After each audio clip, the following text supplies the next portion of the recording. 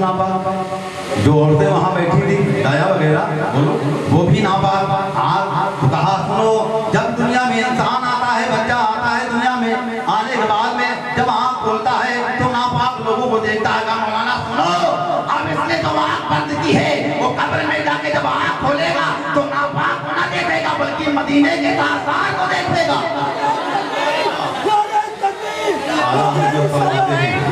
कब्र में लहराएंगे ताहसरे चश्मे नूर के, कब्र में लहराएंगे ताहसरे चश्मे नूर के, जलवा फरमा होगी जब दलाल रसूलुल्लाह की। सुभान अल्लाह। और हज़रत आसिया रहमा फरमाते आज भूले न समाएंगे कब्र में हंसी। सुभान अल्लाह। अच्छा ये बताओ, हम तो भाई अभी कब्र में गए नहीं हैं, मगर जो गया है वो वापस आके कुछ बता दो नहीं। पहली बात तो हम गए नहीं, हम चार जाने कितने लोगों को मिला करे मगर दोबारा उसने आगे कुछ बताया नहीं, मगर अंदाज लगाया जा सकता है हमारी रोशनी होगी, वहाँ ट्यूबलाइट लगा होगा, बोलो मरकरी होगी, बोलो कब्र में अंधेरा होगा कि उजाला, बोलो कब्र में अंधेरा होगा कि उजाला।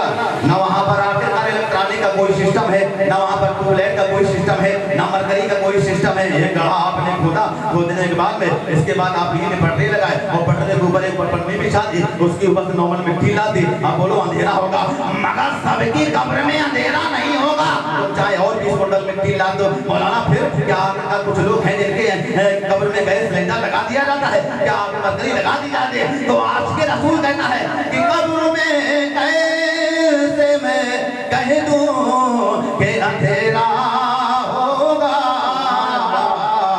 वो सामने आगा जो होंगे तो सवेरा होगा, सामने आगा जो होंगे तो सवेरा होगा। सुभान अल्लाह। तो हज़रात गिरामी शेर में पूरा कर दो, बाकी कुरान की मैंने आयत पढ़ी है उसी की रोशनी थोड़ी देर बयान करूँ। कि मैयत का इसलिए हम करते हैं एहतराम, बोलो मतलब सुभान अल्लाह। कि मैयत का इसलिए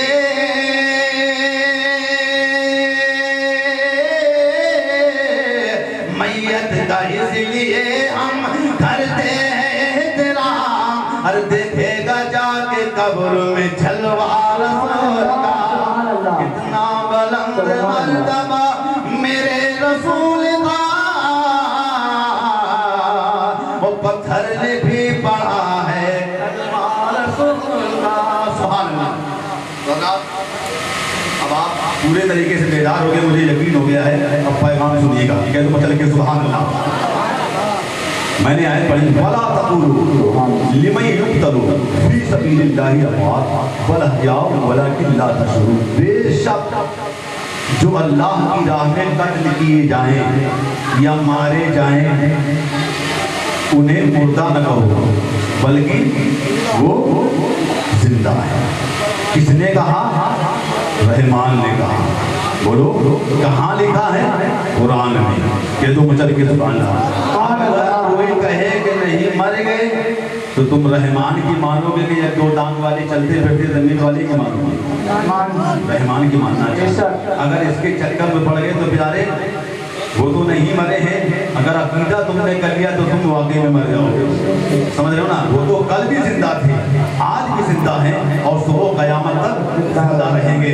मर के टूटता है कहीं सिलसिला है कहते हयात, फर्क इतना है कि जंजीर बदल जाती है। और कौन कहता है कि मोमिन मर गए?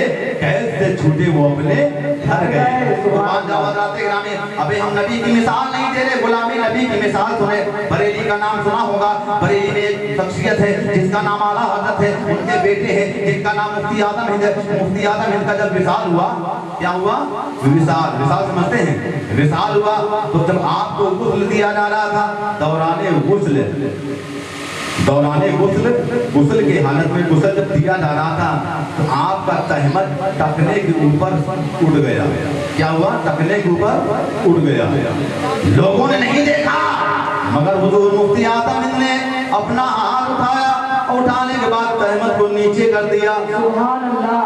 अच्छा ये बताओ हाथ उठाता कौन है? जिंदा की मुर्दा? जिंदा। अगर कौन उठाता है? जिंदा। बिल्कुल सही है कि नहीं? अगर हमारे आपके यहाँ अगर कोई मर जाए हाथ उठा दे तो बोलो हम क्या समझेंगे? मर गया है? जिंदा। तो आपने अपने हाथ से आकर रहमत को नीचे कर दिया। जब लोगों को नजर पड़ी है कि क्या मामला है, क्या धोखा हो गया, नफ्स में हाथ रखे, बोले ऐसी तो कोई बात नहीं। इसके बाद गुस्ल दे दिया गया, कफन पहना दिया गया। कफन पहनाने के बाद में नमाज जनाजा हो गए। नमाज जनाजा के बाद में और जैसे उठाना चाहा तो क्या देखा कि मुफ्ती आजमीन के लब हिल रहे हैं, सुभान अल्लाह। और जब लब हिल रहे हैं तो मौलाना फरमाते हैं कि मैंने अपने कान को उनके जबान के करीब किया, उनके करीब किया, और करीब जब किया तो उनके लबे मुबारक से आवाज आ रही थी। मुफ्ती आजमीन फरमा रहे थे, मेरे जनाजे पे रोने वालों मरा नहीं हूँ, बगैर देखो। मेरे जनाजे पे रोने वालों मरा नहीं हूँ, बगैर देखो।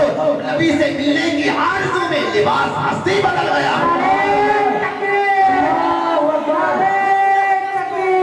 की बात हम करें, मदीना शरीफ तो बहुत दूर है। अगर बहस हो जाए तो इतना किराया हमारे पास भी नहीं, तुम्हारे पास भी नहीं, वो जल्दी आदमी जा नहीं सकता है। मगर हम ऐसी जगह की बात करें जो आखिरकार गुस्सा है या तो सवेरे तक पहुंच जाए, कोई बड़ी बात नहीं। हम कहेंगे और एक मिसाल से करीब कर दे। आपने आखिरकार साबिर पाक का नाम तो सुना होगा, बोलो साबिर पाक का नाम नहीं।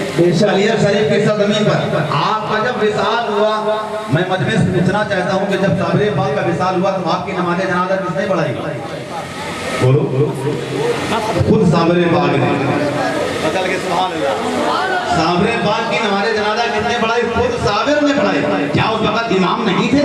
क्या मस्जिदों में इमाम न रहे थे? क्या आलिम न रहे थे? क्या नमाज पढ़ाने वाले मौलवी न रहे? अरे साबिर पाक, ये क्या मामला है कि तुमने खुद अपनी नमाज जनाजा पढ़ी है, पढ़ाने पड़ गए? क्या वजह है? इसमें कौन सी चद्दर चुकी है? तो आखिरकार साबिर पाक ने कहा, आखिरकार इमाम भी मौजूद थे, मुफ्ती भी मौजूद थे, एक नहीं है। हम जिस कस्बे में तो वहाँ बेशुमार इमाम थे, नमाज पढ़ाने वाले थे, तमाम लोग मौजूद थे, मगर तुमने ऐसा क्यों किया? तो साबिर पाक की रूहानियत ने जवाब दिया, मौलाना तुम नहीं जानते, एक जमात आ रही है, जमात तो एक किताब लिखेगी जिसका नाम तक़वतुल ईमान होगा। उसमें लिखा जाएगा कि नबी मरकज़ मिट्टी मिल गया, दुनिया वालों देख लो।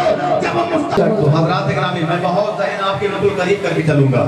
तो अब आए समझ में आएगी, जो अल्लाह की राह में कत्ल किए जाएं या मारे जाएं, उन्हें मुर्दा न कहो बल्कि वो जिंदा है, मगर तुम्हें उनकी जिंदगी का शऊर नहीं है।